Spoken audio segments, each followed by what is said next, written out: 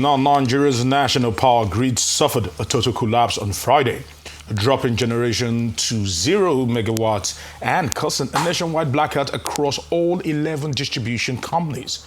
The failure, the first in 2026, plunged millions of households and businesses into darkness, with electricity generation plummeting from 4,500 megawatts to just 24 megawatts before hitting zero. Nigerians have expressed frustration and embarrassment over the recurring grid failures, recalling President Bola Ahmed Tinubu's 2023 campaign promise to deliver constant electricity or not be re-elected. The administration has cited long-term reforms, including the 2023 Electricity Act and a $2 billion investment in the power sector. But critics say unreliable power supply persists, hurting businesses and the economy. Energy analyst Nick Agule joins us now for a chat about the state of power supply in Nigeria, the incessant grid failure, and why interventions have not addressed the problem. Welcome to Newsday. Thank you very much. Good afternoon, and I'm happy to be here. Right, to get us all started, what do you make of the recent power outage that happened last week Friday? It didn't take anyone by surprise. It's becoming a recurring decimal that Nigerians are becoming used to. Talk to us about this. It was not taking anyone by surprise. I would rather be surprised that anyone was surprised that the national grid went down, because it is like a human body. If you don't feed it with food, it gets hungry. So when it gets hungry, it shouldn't surprise anyone that the human body is got hungry because no food was supplied. The challenges with our national grid are well known. They have been there across the ages. And the problem was there before the President Jonathan's government, but it was President Jonathan's government that took a bold step to privatize the electricity sector in Nigeria through the Electricity Power Sector Reform Act of 2005. The generation companies were sold, not all of them, a majority of them were sold to the private sector, and the distribution companies were all sold to the private sector. But for some inexplicable reasons, the Jonathan government left the transmission company of Nigeria, which operates the national grid, in the hands of government, in the control of government.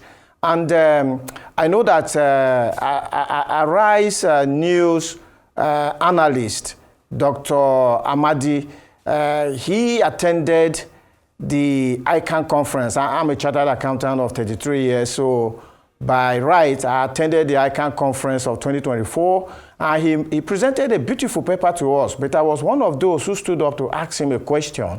Unfortunately, it never got to my turn, so perhaps this is an opportunity to ask him the question that, what was the thinking behind the electricity reforms in 2005 when he was the executive secretary of the National Electricity Regulatory Commission, that transmission was still left in the hands and control of the government?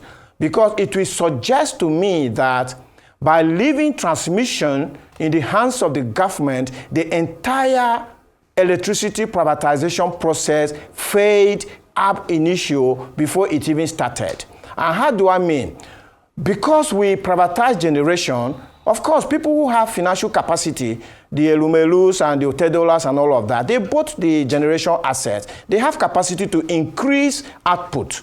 But with transmission acting as a bottleneck, they cannot invest to generate more because there is no transmission capacity to wheel what they are generating out to the market. And then, of course, I would have wanted to ask him, why were the distribution companies' licenses issued to entities that had no known history in the power sector? No managerial capacity, no technical capacity, no experience, no financial capacity. to distribute power to over 200 million people. Yet, licenses were issued to them, and unsurprisingly, almost all of them are now bankrupt. They are in insolvency because we issued these licenses to people that didn't have the capacity to stabilize and expand the distribution network. So, with transmission as a bottleneck and distribution not being in a position to be able to even sell the little power that transmission can give to them, that reform has ended up being dead on arrival. Unfortunately, the successive governments, which is the government of President Buhari for 8 years, and the government of President Tinubu getting to 3 years, haven't been able to go back to that reform in 2005 and resolve the issues.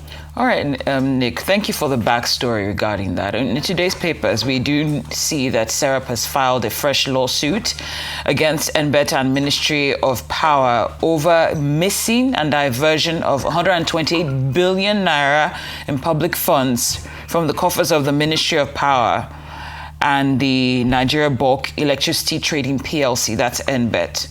Is this also an indicator for what probably some of the reasons why we're still experiencing this? Because what should be going into the power sector is probably, if we're going to go by these allegations, probably being diverted. Well, so there are lots of issues in the power sector. The first one, of course, is funding. And then, of course, the second one is that the revenue that is being generated, where is it being applied to? Where is it going? And I can understand the basis for which Serap is trying to come in with a lawsuit to demand accountability for the revenue generation. But the real issue is that the problem of the power sector in Nigeria can be better solved with output. So we look at Nigeria today, we are supplying around about 5,000 megawatts of electricity to over 200 million people. President Tinubu was very recently in the United Arab Emirates. If by comparison, I put the data on the table, the United Arab Emirates are 12 million people in number, and they are getting 45,000 megawatts of electricity every day. So think about 12 million people, which is like the population of Lagos, where you are in the studio, or even less, getting 45,000 megawatts. And then Nigeria, a country of over 200 million people, getting 5,000. The energy poverty is so sharp that even if all of that money that is said to have been unaccounted for, was accounted for, it was still not going to solve our problems. Okay, electricity sector in Nigeria needs billions, yes. Based on that estimation that you made, we know that it was last year, I believe, I might be mistaken, that the band system was introduced in Nigeria, and they said that was supposed to give us some level of improvement or some significant improvement. Nigerians are paying more for darkness. Is it not time for this to be scrapped? The whole band A, band B, and the likes? Is it not time for it to be scrapped completely, since clearly it hasn't delivered in a year?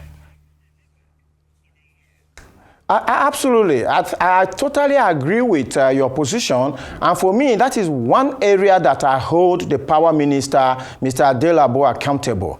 When he took office in 2023, one would have expected that he would have quickly understood what the issues in the power sector are. The issue in the power sector, like I said, was the faulty privatization that happened back in 2005. He could have dealt with it. For instance, if on day one in office, he had advised Mr. President that, Mr. President, we need to bring in private sector participation in the transmission company of Nigeria. By today, the private sector would have sunk in the billions of dollars that are needed, and we will be on our way to expanding the transmission capacity to pave way for the generation companies to put more power into the transmission, because some of the grid collapses that we see is generation trying to push a bit more power into transmission. And transmission is so weak and it collapses. So Mr. Adelabo could have dealt with transmission, he could have dealt with distribution. And by now, Nigeria will be on a sure foot on getting more power. But instead, he focused on tariffs. And that is why he now came in with band A, band B, band C. We have the bands. People are paying more for power, but because the infrastructure has not been sorted, we don't have extra megawatts in the system. And if you don't have extra megawatts in the system, then you are just charging people a lot of money for power that is not there. And for me, President Tinubu needs to take leadership here and replicate what he wanted to do in Lagos with the Enron power turbines. Nigeria needs electricity. Without electricity, Nigeria's economy is never going to do well. I may sound pessimistic, but that is the reality, because in today's modern day economy, electricity is the lifeblood of any economy. If you don't have sufficient of it, the economy isn't going to do well. So regardless of the trade deals that we are signing, if you sign a trade deal, where is the electricity to generate the output for you to now sell? Where is the electricity to generate the output for you to now tax? Because taxation comes at the output level, not at the input level. So President Tinubu really needs to settle down and ask one question. Why is Nigeria still on 5,000 megawatts when the United Arab Emirates of 12 million people is on 45,000 megawatts? Is there anything we think we can do with 5,000 megawatts that other sectors are not doing? And I want to also say that there are people that say, oh, transmission is such a high security asset that should not be let into the hands of the private sector. And I always ask them the question, between transmission and telecoms, which one has more security threats to us? Because as we speak today, our president, our chief of defense staff, and the service chiefs and inspector general of police, they are using private sector provided telephones to discuss government business. Is that not more of a risk to us than transmission? Yet we have privatized telecoms, and we did telecoms very well, and we handed it over to the regional telecoms operators, the likes of the MTN, the Airtel, and that is why we have grown telecoms availability from under 500,000 lines to over 220 million lines today, because the telecoms companies have put in over $100 billion. Ask the question, how much has been put in transmission and by the discos that we sold to no names? How much have they invested? They haven't invested. So if we have not invested and we're expecting to grow output, is it going to be by magic or something like that? So I think we need to go back to the basics. And for me, power should be Mr. President's first agenda. All right, as we try to wrap it up, my own question is very simple. You're making it sound like if you take transmission from the government and you put it in the hands of the private sector, that's the silver bullet to solve this problem. Because we have seen people try to commonize and bring easy solutions to power generation, transmission, and distribution in Nigeria. And when everyone has come to the table, implementation has not been as easy as it sounds on paper. Talk to me about this. Okay, so thank you very much, and your views are quite legit, because you will just say this problem that has been intractable over time, how can it be resolved by simply transferring transmission into private sector operatorship? The same question could have been asked of NITEL. We had a telecoms company called NITEL. They continue to give us promises about phones. They continue to receive funding from government. We never saw phones until President Obasanjo launched the telecoms reforms in 2000. And by 2001, we started to talk on private sector phones. And today we're talking on phones. Today I was listening to the Nigerian Railway Corporation's MD. He was talking, in a way that made it look as if we're going to get trains very soon. That's the same way NNPC will be telling us about getting refineries back on very soon. We know that government, especially in a place where the institutions are weak like in Nigeria, will never give us these things. They will never give it to us. So the best thing is that let the private sector come in, and it has been proven in many other areas. Look at Dangote refinery, for instance. The refineries that looked as if they were rocket science and the NNPCA couldn't just do anything with them, Dangote has proven that with private sector, we can actually have a refinery that can work continuously for getting to 2 years with no shutdown at all. So that is what we need. And President Tinubu just really needs to get on with it, because look, Nigeria's federal government budget is $40 billion. Even if you put all of that $40 billion into the transmission company of Nigeria today, it's not going to expand the capacity that we need power. So government needs to just leave the sector, stay on regulation, attract the necessary local and foreign direct investment into the sectors. Don't borrow money, because if you borrow money and put it in government coffers, they can still not be accounted for. Let the investors come in with their money, like the telecoms did, and invest their monies directly and let Nigerians have power. Nick Agule, energy analyst, this has been a very insightful conversation. We appreciate your analysis, your insight as well, and we hope that this does not fall on deaf ears. Many thanks for joining us.